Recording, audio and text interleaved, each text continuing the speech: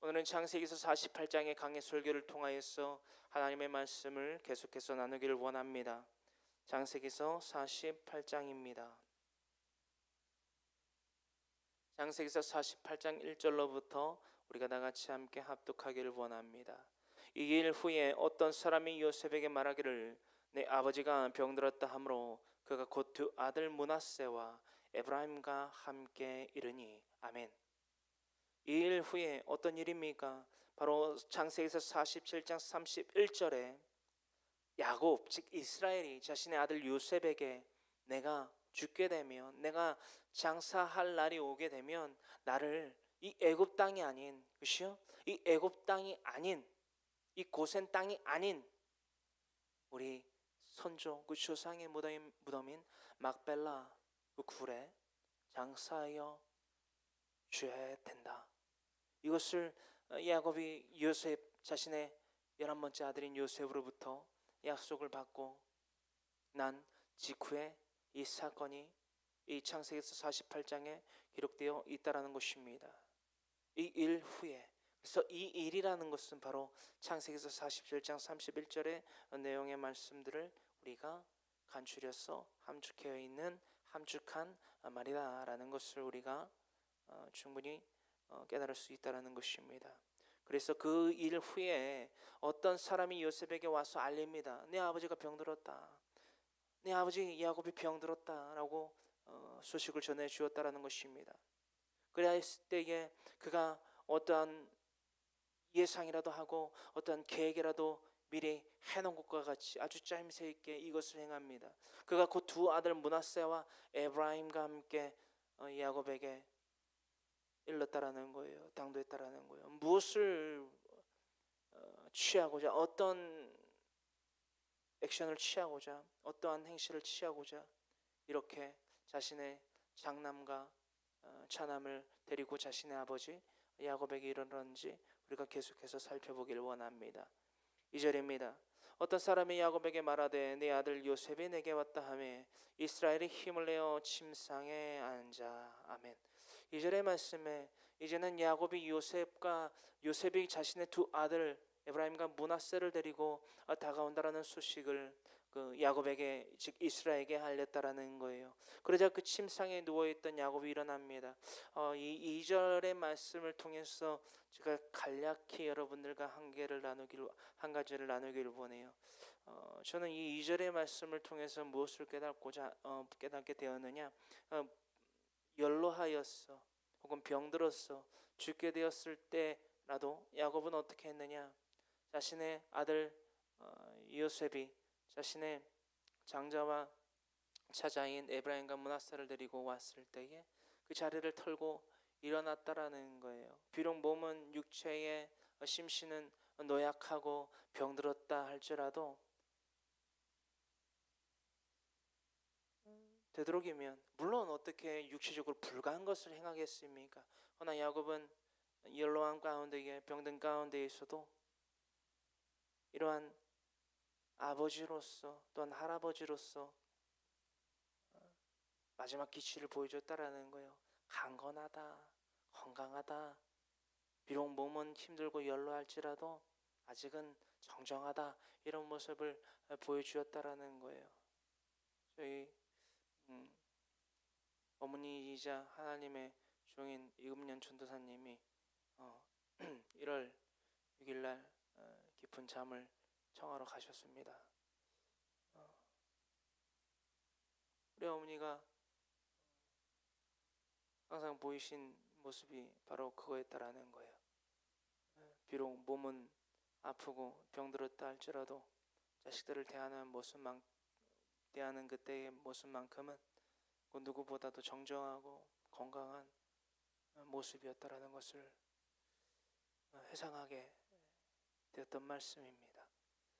마치 이 야곱이 연로하고 병들었을지라도 자신의 아들인 요셉 앞에 나아갔을 때의 그 정정함과 같이 저희 어머니 또한 비록 말기 암 환자의 몸을 갖고 있었지만 육체적으로, 영적으로는 항상 깨어서 자식들 앞에 건강한 모습을 보여주시려 노력하셨다. 라는 것을 잊지 아니합니다. 3절입니다. 요셉에게 이르되 이전에 가나안 땅 루스에서 전능하신 하나님이 내게 나타나사 복을 주시며 내게 이르시되 내가 너로 생육하고 번성하게 하여 내게서 많은 백성이 나게 하고 내가 이 땅을 내 후손에게 주어 영원한 소유가 되게 하리라 하셨느니라. 아멘. 민족의 믿음의 조상인 아브라함과 함께 그의 아들 이사 그리고 야곱의 그 3대에 이르러서 오늘날 이 나누고 있는 요셉에게 전하는 그 축복의 말씀 그리고 하나님의 그 확약의 말씀에 대하여서 우리는 익히 알고 있다라는 것입니다. 창세기서 12장, 15장, 18장에 믿음의 선조들이 믿음의 선진들이 아브라함의 때로부터 하나님께 이 믿음의 약속, 이 확약을 계속해서 되풀이돼서 맡았다라는 거예요. 그것을 지금 야곱은요 루스 곧 베델에서 받았던 하나님께서 자신에게 하신 그 믿음의 언약, 확약, 민족의 번성에 대한 번영에 대한 약속의 그 확약을 다시금 재확약시켜주고 있다라는 것입니다. 누구에게요? 요셉과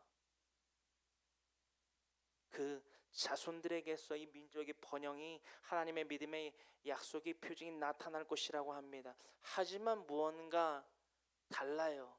단순하지가 않아요. 여기에서 오늘 창세기서 48장에서 우리는 단순하지만은 않은 하나님의 약속에 대한 확약에 대한 축복에 대한 것들을 나눠보게 될 것입니다. 왜 단순하지 아니하느냐? 라는 것들을 우리가 나눠보게 될 것이라는 것입니다. 루스 곧 베델에서의 사건은요 창세기서 35장 1절로부터 15절의 말씀에 기록되어 있는 말씀입니다. 야곱이 하나님께 받았던 그 민족의 번영에 대한 내 백성으로 하나님께서 삼아주실 그 이스라엘 민족에 대한 그 번영, 축복에 대한 약속, 이 바로 창세기서 35장 1절로부터 15절의 말씀에 기록되어 있다라는 것을 우리가 나눠본 바 표기만 해두시면 좋겠습니다. 자, 5절입니다. 내가 애굽으로 와서 내게 이르기 전에 애굽에서 네가 낳은 두 아들 에브라임과 므낫세는 내 것이라 르우벤과 시몬처럼 내 것이 될 것이요. 아멘. 제가 4절을 여러분들과 나누고서 분명히 나눈 것이 있습니다. 축복, 약속, 확약, 그 모든 것 가운데에 단순하지만은 않다라고 했어요. 바로 5절로부터 단순하지만은 않은 그 축복의 선로가 여기에서 발휘된다라는 것을 우리는 알 수 있습니다. 고개를 갸우뚱하게 돼요. 뭐지? 그 뭐지가 뭐냐라는 거예요. 뭐지? 요셉이 이해하지 못하고 따르지 못할 수밖에 없는 것들이 바로 이것이었는데 그것이 뭐냐라는 거예요. 그 찝찝함이 뭐냐라는 거예요. 찝찝함이. 5절입니다. 내가 애굽으로 와서 내게 이르기 전에 애굽에서 네가 낳은 두 아들 에브라임과 므낫세는 내 것이라. 이게 무슨 말이냐라는 거예요.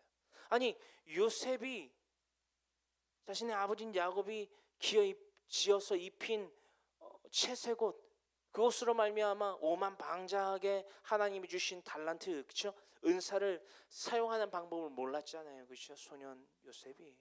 그래서 자신의 형들에게 망대로서 자신의 아버지를 통해서 세워졌고 그 망대의 역할을 하다 보니까는 꿈꾸는 자가 우리에게 오는도다라는 타이틀 그 슬로건을 내걸고 자신의 형제들에게 죽임을 당한 거예요. 구덩이의 수렁에서 건지신 것은 하나님이라고 우리가 나눴습니다. 그렇죠? 수렁에서 건져내시고 그 가운데에서 그때부터 요셉은 겸손을 배우기 시작했다라는 거예요. 무릎으로 겸손을 만들어내시고 상황으로 하나님께 대한 믿음을 창조해 하셨다라는 것입니다. 애굽의 생활이 시작됩니다. 처음으로는 은이십의 이스마엘 상인으로 팔려가서 보디발의 집에 팔리게 된다라는 거예요.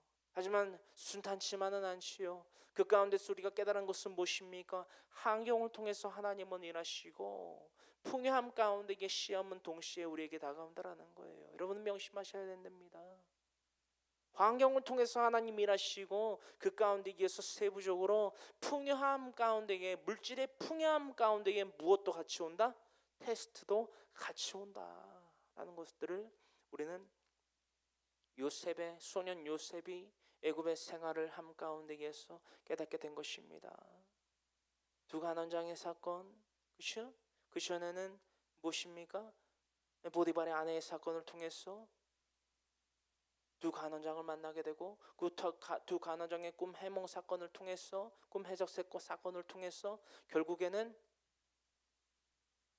바로 앞에 가게 되고 애굽의 총리로 부임하게 되고 형제들을 만나게 되고 아버지를 만나게 되고 그래서 오늘날 사건까지 이어집니다. 그러한 사건의 전개 가운데에 형제들을 만나기 전에 애굽의 총리로 자리 잡을 때에 그는 그 애굽의 제사장의 딸과 함께 결혼을 하게 됩니다. 그 가운데서 낳게 된 것이 바로 장남과 차남인 므낫세와 에브라임인데 므낫세와 에브라임에 대한 자녀에 대한 소유권을 갖다가 요셉의 아버지인 이스라엘이 주장해 버린다는 거예요. 누구다? 에브라임과 므낫세는 네 아들이 아니라 내 아들이다. 아니 이게 무슨 말도 안 되는 소리냐라는 거예요. 이게 무슨 청천벽력과 같은 소리냐라는 거예요. 이해할 수 없는 말이냐라는 거예요. 하지만 충분히 이해해야만 됐어요. 충분히 이해할 수밖에 없어야 됐어요. 모르겠어요. 이 말씀의 구절들에 대해서 각계 성경학자들이 내놓는 해석이 있을 것인데 제가 찾아보는 주석과 원어의 해석에서는 이런 것이 나오지 않습니다. 뚜렷하게요. 왜였을까? 기본적인 윤곽은 알고 있지요. 그런데 왜 굳이 요셉의 아들들인 에브라임과 므낫세를 야곱의 아들들이라고 했을까? 여러분들 이것이 우리에게 곰곰이 상고해 봐야만 하는 과제일 줄을 믿습니다. 왜일까요? 하나님의 영에 감동된 사람 요셉이 애굽의 생활을 함가운데에 그 애굽 땅의 제사장, 여기서 말하는 제사장은 우리가 말하는 그 제사장이 아니라요 이방 땅의 제사장이라는 것입니다. 우상신을 숭배하고, 그죠? 우상을 숭배하고 그 우상을 숭배하는 과정 가운데에서 그 애굽 땅에 있는 자들의 리더가 되어서 그 제사를 담당하는 제사장 말입니다. 그 땅 가운데에서 우리가 창세기에서 41장 45절의 말씀 가운데에 본 것과 같이 그 민족에게서 그 지방 가운데에서 요셉의 씨가 들어갔다라는 거예요. 저는 이것도 아주 큰 영향력이라고 해석하고 있습니다. 여러분들 창세기에서 41장 45절의 말씀을 참고하시고요. 옆에다가 체크해 놓으시기 바랍니다. 창세기에서 41장 45절이 팩트이고 역사적인 사실인데 왜 야곱은 즉 이스라엘은 요셉의 장자와 차자인 에브라임과 므낫세에 대해서 주장을 했는가? 그러면 이제 야곱이 에브라임과 므낫세에 대한 자녀의 소유권을 기득해 버렸으니, 그죠? 내 아들들이라라고 했으니 이제 요셉은 무엇이 된 겁니까? 요셉의 아내는 무엇이 된 거예요? 씨가 없는 집안이 되어버린 거예요. 이게 무슨 말이냐라는 겁니다. 이게 무슨 말인지 나눠볼 거예요. 6절입니다. 이들 후에 네 소생은 네 것이 될 것이며 그들의 유산은 그들의 형의 이름으로 함께 받으리라. 아멘. 6절의 말씀 가운데요 이스라엘이 요셉에게 이렇게 말합니다. 에브라임과 므낫세는 네 아들이 아니고 나의 아들들이고 너는 너의 자식들을 낳아서 너의 소유의 자식으로 삼아라.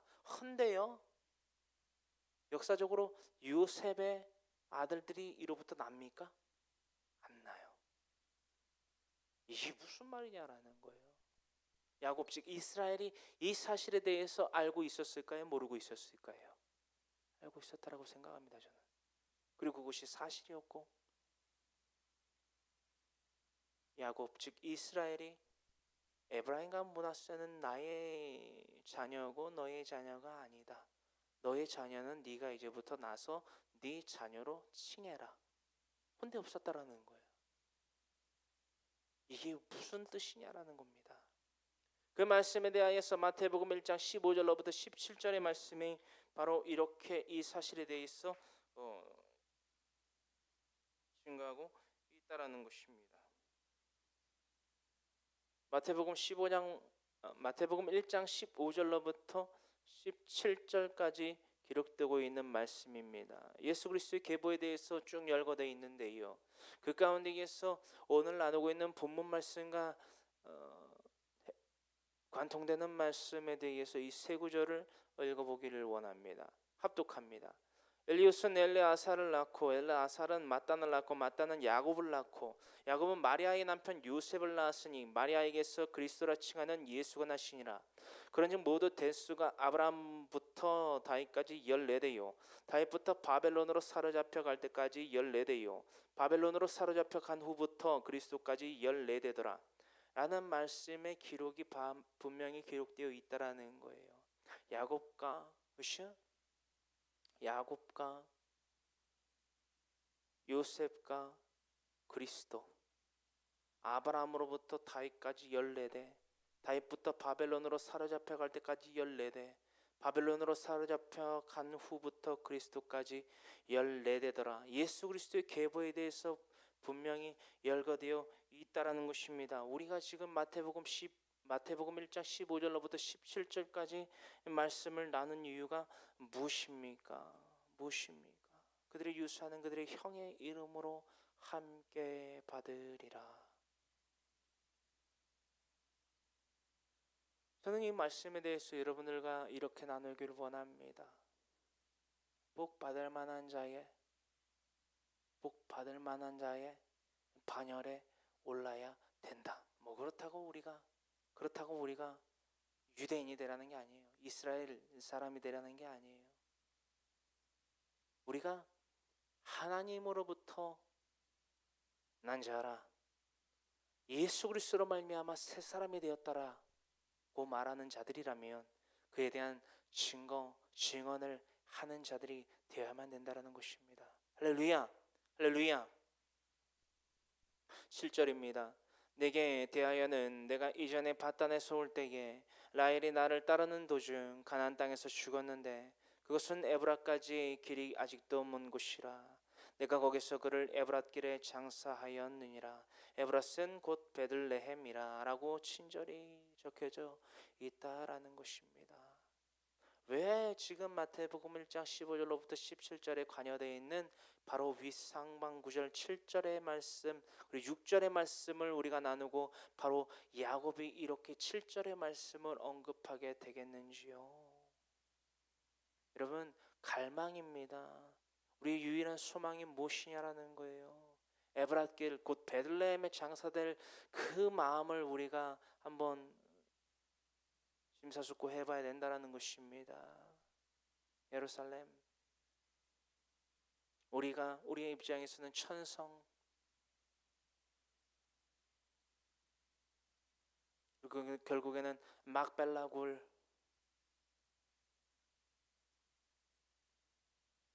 우리조차도 만족하지 못하고 우리조차도 찝찝함 가운데에 우리의 육신의 남은 때를 정말 하나님의 영광 위에서 살아가지 못한 우리들이 느끼게 될 그 찝찝함을 느껴서는 안 될 것입니다. 할렐루야. 8절입니다. 이스라엘이 요셉의 아들들을 보고 이르되 이들은 누구냐? 요셉이 그의 아버지에게 아뢰되 이는 하나님이 여기서 내게 주신 아들들이니이다. 아버지가 이르되 그들을 데리고 내 앞으로 나오라. 내가 그들에게 축복하리라. 아멘. 여러분, 9절의 말씀 가운데 요셉의 그 심경이 조금 반영되고 있다는 것이 보이십니까? 분명히 자신의 아버지인 야곱이 자신들의 아들 에브라임과 므낫세에 대한 소유권을 주장하였는데도 불구하고 다시금 번복해서 9절의 말씀에 확고하게 이 자들은 아버지가 누구냐고 물어오는 이 두 사람은 소자들은 나의 뭐다? 나의 뭐다? 아들들이다. 누가 주신 내 아들이다? 하나님이 여기서 내게 주신 아들들이니이다. 근데 이 9절의 말씀을 보면요, 야곱이 고개를 갸우뚱하지도 않습니다. 그냥 데리고 나오라고 그럽니다. 자, 아버지가 이르되 9절 중반절에 아버지가 이르되 그들을 데리고 내 앞으로 나오라 내가 그들에게 축복하리라. 여기서 말하는 축복하리라라는 대상의 아들들은요, 요셉의 아들들이 아니에요. 그렇죠? 누구의 아들들입니까? 네? 이스라엘의 아들들이라는 거예요. 이스라엘 내 아들들에게 축복하리라. 이것을 지금 소유하고 주장하고 행하고 있다라는 것입니다. 명하고 있다라는 거예요.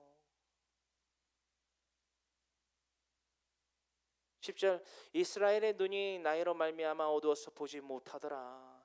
요셉이 두 아들을 이끌어 아버지 앞으로 나아가니 이스라엘이 그들에게 입맞추고 그들을 안고 요셉에게 이르되 내가 네 얼굴을 보리라고는 생각하지 못하였더니 하나님이 내게 내 자손까지도 보게 하셨도다.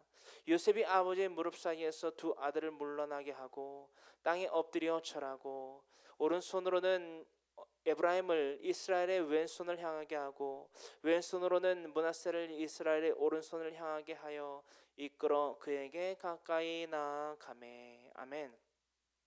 12절로부터 우리가 함께 살펴봅니다. 요셉이요 아버지의 무릎 사이에서 두 아들을 물러나게 하고 땅에 엎드려 절합니다. 잠시 무르고 땅에 엎드려 자신의 아버지 야곱에게 엎드려 절한다라는 거예요. 그 후에 직후에 오른손으로는 에브라임을 이스라엘의 왼손을 향하게 하고, 즉 에브라임은 그렇죠? 자신의 오른손으로서 에브라임을 잡고 이스라엘의 왼손을 향하게 합니다. 그렇죠? 어떤 말씀인지 아시겠죠? 그리고 므낫세를 이스라엘의 오른손을 향하게 합니다. 므낫세 오른손으로 축복받게 하고 에브라임 왼손으로 축복받게 했다라는 거예요. 그 위치 구도를 자신이 잡고 자신의 두 아들을 에브라임과 므낫세를 그렇게 루트를 만들어서 길을 만들어서 자신의 아버지 야곱에게 민족의 번영에 대한 이스라엘의 축복을 받게 했다라는 거예요. 근데 여기서 반전이 일어나요. 여기서 두 번째 반전이 일어나게 됐다라는 것입니다. 13절 오른손으로는 에브라임을 이스라엘의 왼손을 향하게 하고 왼손으로 므낫세를 이스라엘의 오른손을 향하게 하여 이끌어 그에게 가까이 나아갔는데 14절 이스라엘의 오른손을 펴서 차남 에브라임의 머리에 얹고 왼손을 펴서 므낫세의 머리에 얹으니 므낫세는 장자라도 팔을 엇바꾸어 얹었더라. 아멘. 14절의 말씀 다시 나눕니다. 이스라엘이요 오른손을 펴서 차남인 에브라임의 머리에 얹고 왼손을 펴서 므낫세의 머리에 얹고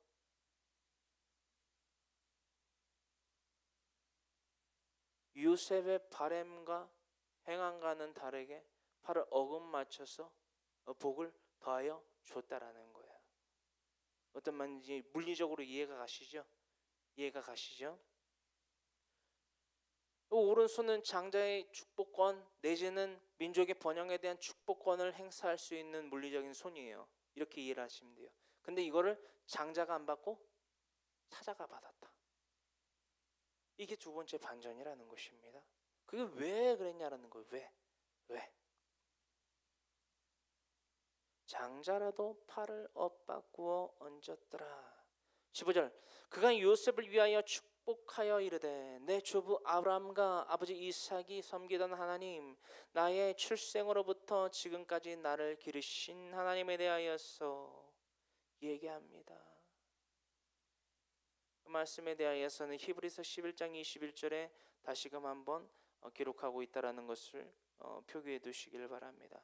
히브리서 11장 21절의 말씀입니다. 16절입니다.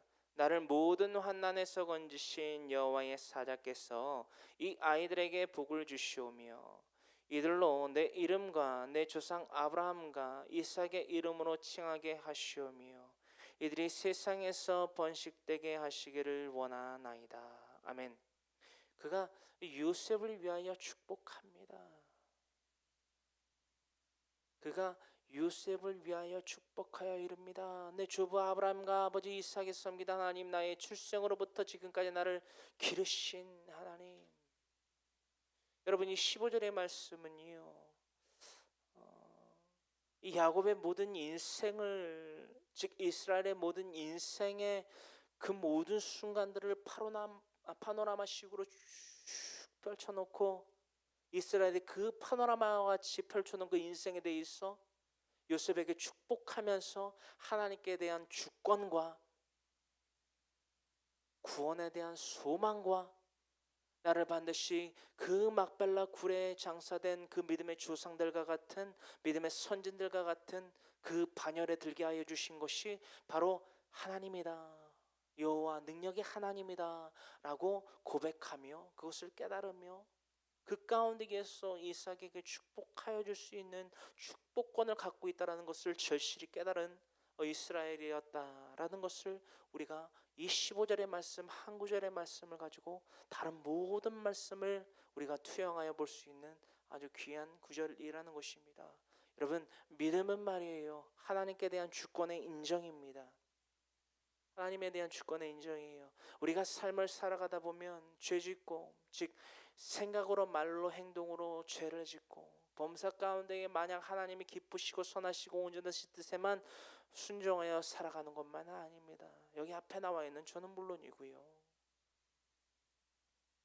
그 삶 가운데에서 하나님께 대한 주권을 인정하고 그 삶 가운데에서 하나님이 싫어하시는 그 죄가 하나님이라는 그 기준 가운데에서 어긋나고 자로나 우러나 치우친 것이 무엇인지를 우리가 분명히 깨닫고 나아간다면 무엇을 한다?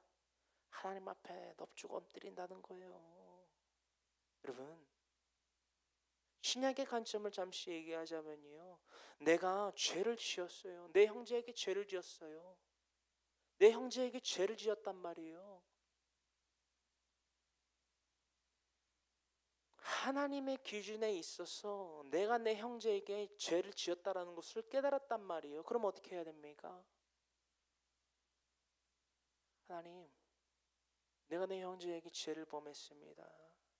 생각으로 말로 행동으로 죄를 범했습니다. 주님, 회개합니다. 나의 죄를 뉘우칠 회를 통해서 이제 회개하기를 원합니다. 죄를 깨닫는 거예요.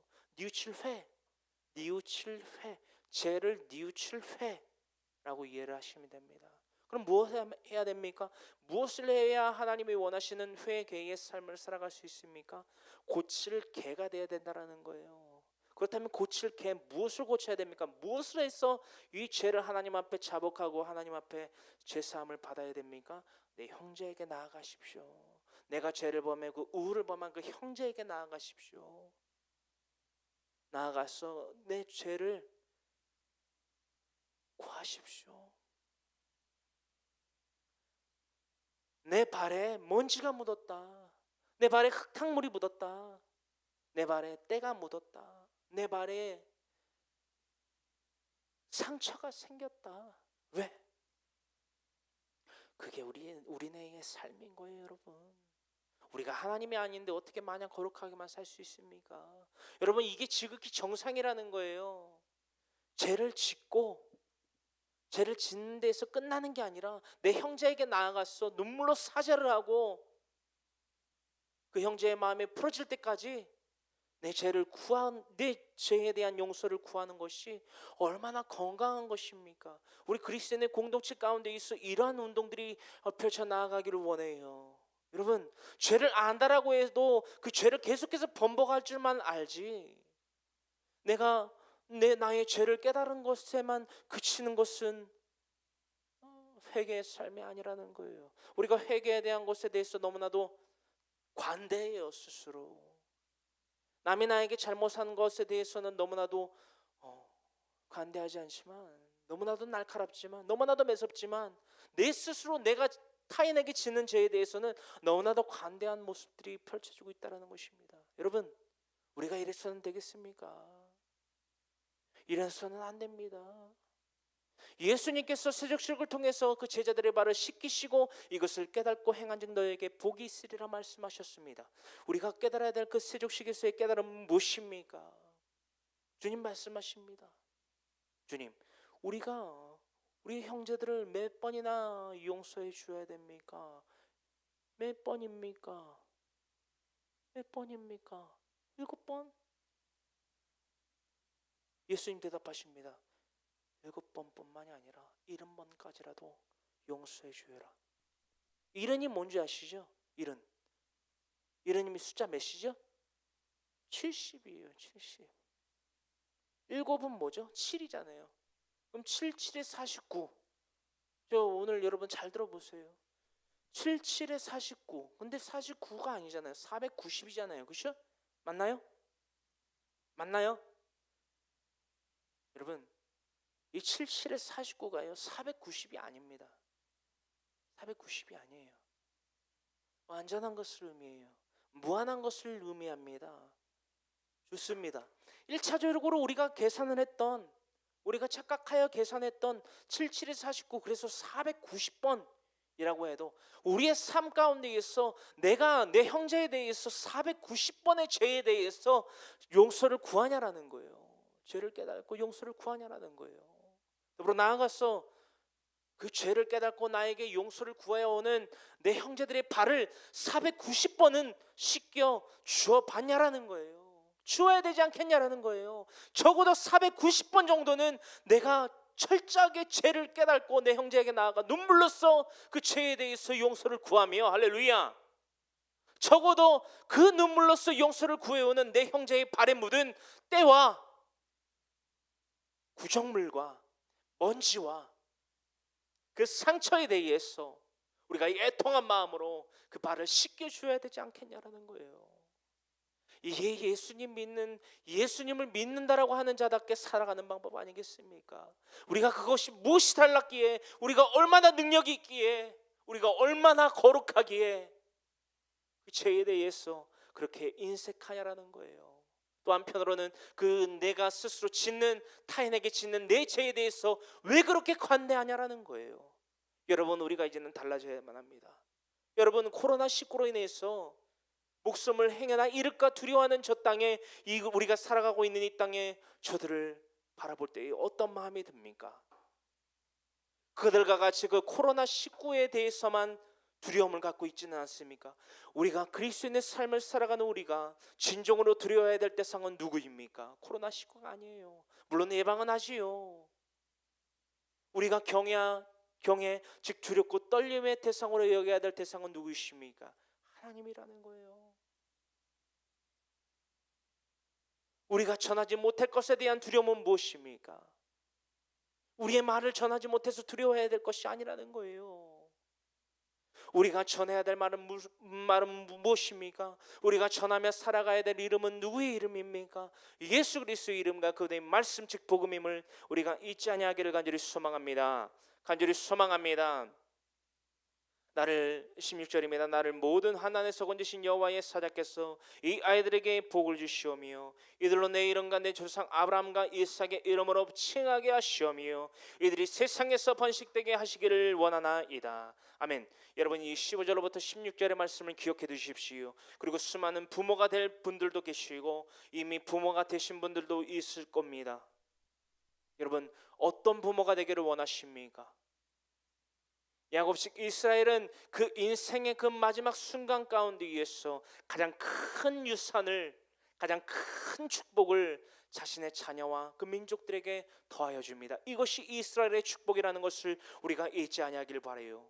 어떠한 야곱이 자신의 그 인생의 그 나그네의 인생길 가운데에서 모으고 축적한 어떤 수많은 물질을 요셉에게 준 것이 지금 아닙니다.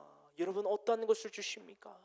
어떠한 축복을 줍니까? 어떠한 유산을 물려줍니까? 이보다 더 큰 숭고한 유산은 없어요. 이보다 더 큰 능력을 발휘하게 될 축복은 유산은 없어요. 여러분, 믿음의 유산이 이토록 신기하고 이토록 숭고하고 이토록 값어치 있다는 것을 우리가 잊지 아니하기를 간절히 소망합니다. 여러분, 우리가 이 믿음의 유산을 자녀들에게 주는 것만큼 우리에겐 아름다운 축복이 없어요. 여러분, 믿음을 유산으로 준다는 것이 무엇입니까? 하나님이라는 존재를요, 영원하신 능력과 신성을 갖추신 하나님이라는 그 기준을 말입니다. 어미인, 아비인 나로 그치는 것이 아니라 내 아들, 내 딸들에게 대대손손 물려주기를 원한다라는 것입니다. 그에 대한 필요성을 느낀다라는 거예요. 여러분, 우리가 이것을 목표로 살아가길 원합니다. 100세 시대라고 합니다. 모르겠어요. 100세까지 이 앞에 있는 황모세가 살게 될지 안 살게 될지 저는 모릅니다. 하나님만 아시지요. 어떤 현대 의학이 발달했다 해도 만병을 통치하지는 못하더라고요. 그렇죠? 만병을 통치할 수 있습니까? 코로나19를 보십시오. 백신이 있습니까? 어떠한 능력이 우리에게 있습니까? 이 땅 가운데 하나님이 주신 의술, 의학, 과학 모든 것을 다 합친다 할지라도 그 코로나19로부터 생명을 살릴 수 있습니까? 이것이 능력의 한계입니다. 이것이 능력의 한계예요. 더불어 나아가서 우리가 100세 시대라고 하는데 그 이상의 세월을 살 수 있습니까? 1000년 살 수 있습니까? 10,000년 살 수 있습니까? 좋아요. 살 수 있다라고 해도 이 지구라는 이 행성을 영원히 보존할 수 있는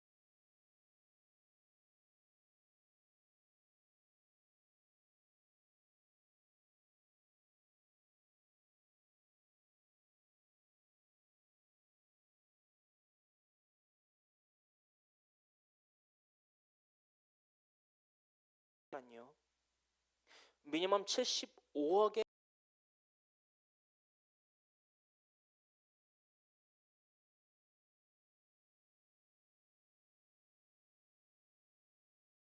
하나님의 능력이에요. 우리가 너무나 기초적으로 단순하게나마 알 수 있는 첫발. 우리가 이것을 잊지 아니하기를 원합니다. 그런 영원하신 능력과 신성을 갖추신 하나님을 믿고 의지하고 신뢰하고 그가 이끄시는 그 길의 그 섭리 가운데 우리가 동행자가 되어야만 된다. 이것이 복이라는 거예요. 이것이 이스라엘이 자신이 아끼고 사랑하는 요셉과 자신의 아들이라 소유권을 주장하고 그들에게 더하여 준 복의 이유라는 것입니다. 이제 이해되십니까? 왜 이스라엘이 자신의 아들 11번째 아들 요셉이 낳은 에브라임과 므낫세에 대한 자식에 대한 자녀에 대한 소유권을 주장했는지, 이 복이 자신의 11번째 아들인 요셉에게 더해져야 되며 그와 더불어서 그와 함께 화목함을 이루는 그 모든 형제들에게 이렇게 더하여져야만 된다라는 모토가 중심이 바로 잡혀 있는 사람이었기 때문이다. 많은 사람들은 말합니다. 이 야곱이 즉 이스라엘이라는 이름값을 하지 못하고 야곱으로 전락하고 말았다. 그 삶을 너무나도 팽배하게 살았다라고 말합니다. 맞습니다. 일부는 맞아요. 하지만 야곱은요 결국에는 이러한 상태로 그 임종을 맞이했다라는 것입니다. 어떠한 상태로? 내 삶의 기준이 하나님이 되어야만 된다. 그리하였을 때에 내가 내 자손들에게 줄 수 있는 축복은 바로 이것밖에 없다. 이것이 오늘날 창세기서 48장의 핵심입니다. 할렐루야. 17절입니다. 요셉이 그 아버지가 오른손을 에브라임의 머리에 얹은 것을 보고 기뻐하지 아니하여 아버지의 손을 들어 에브라임의 머리에서 므낫세의 머리를 옮기고자 하여 그의 아버지에게 이르되 아버지여 그리 마옵소서. 이는 장자이니 오른손을 그의 머리에 앉으소서 하였으나 그의 아버지가 허락하지 아니하며 이르되 나도 안다 내 아들아 나도 안다. 그도 한 족속이 되며 그도 크게 되려니와 그의 아우가 그보다 큰 자가 되고 그의 자손이 여러 민족을 이루리라 하고 그날에 그들에게 축복하여 이르되 이스라엘이 너로 말미암아 축복하기를 하나님이 내게 에브라임 같고 므낫세 같게 하시리라 하며 에브라임을 므낫세보다 앞세웠더라. 이스라엘이 요셉에게 또 이르되 나는 죽으나 하나님이 너희와 함께 계시사 너희를 인도하여 너희 조상의 땅으로 돌아가게 하시려니와 내가 내게 내 형제보다 세겜 땅을 더 주었나니 이는 내가 내 칼과 활로 아모리 족속의 손에서 빼앗은 것이니라. 아멘. 우리가 이 48장의 말씀 가운데 있어처럼 야곱 이스라엘의 고백과 같이 그 깨달음 가운데에 하나님의 이름을 걸고 그 자식 요셉에게 이것이 나도 아는 것이라 에브라임이 므낫세가 장남이고 차남인 것을 내가 아노라. 므낫세가 장남이고 에브라임이 차남인 것을 나도 아노라. 허나 나의 이 축복하는 것은 틀리지 아니하였노라. 에브라임 므낫세 내가 너에게 축복했던 것처럼 이 믿음의 유산으로 말미암는 복음 받는 것은 분명하나 그들이 받는 그 복에 대해서 클래스 레벨은 분명 다를 것이다. 이것이 내 뜻이 아니요 이제는 나의 뜻이 아니요 분명한 하나님의 뜻으로부터 말미암는 하나님의 뜻이라.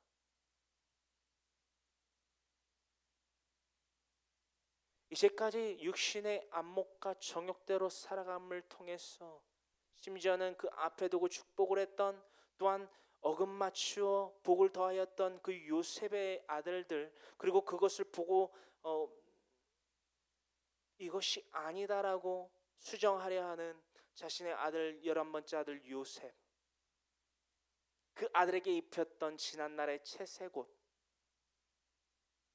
그것을 직접 행했고 그 행함으로 말미암아 얻었던 소실에 대해서 겪었던 야곱 다시는 두 번 반복하여 같은 실수를 범하려 하지 않았다라는 것입니다. 철저하게 하나님의 뜻으로 말미암아 철저히 하나님의 뜻으로 말미암아 철저히 하나님의 기준을 믿음의 유산으로 요셉과 그의 아들들 자신의 자녀의 반열에 올린 에브라임과 므낫세에게 나의 방법이 아닌 나의 능력이 아닌 나의 어떠한 소유가 아닌 오직 하나님의 능력과 오직 하나님의 약속을 이 민족들에게 더하여 주었다라는 거예요. 이게 이스라엘의 축복입니다. 여러분 도전받기를 바라요. 이 이스라엘 축복이 나와 내 형제들과 나의 가정에 정말 강물과 같이 또는 그 배에서 흘러나는 생수의 샘물같이 터져 나오기를 바라요. 우리가 무엇을 위해서 살아갑니까? 평생을 살지 못하잖아요. 이 땅 가운데 예수의 어떠한 목적을 갖고 우리가 살아가야만 되냐라는 거예요. 할렐루야. 어떠한 목적을 가지고 살아가야겠습니까?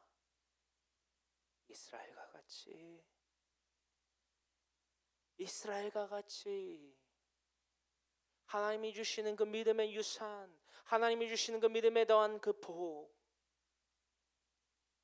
모든 민족 위에 뛰어난 이름을 받는 그 복 시냇가에 심히 귀어진 자가 되어 철을 따라 과실을 맺으며 소산이시요. 최종적인 소산은 철을 따라 맺는 그 과실은 무엇입니까? 천성이라는 거예요. 하나님과의 영원한 사귐이라는 거예요. 그것을 우리가 최종적인 열매, 최종적인 목표로 삼아 살아갈 때에 우리에게 범사 가운데에 우리가 하는 그 모든 일이 형통케 되는 시편 1편에 있는 모든 말씀과 같이 복 있는 복 받을 만한 자들의 삶이 되기를 간절히 소망합니다.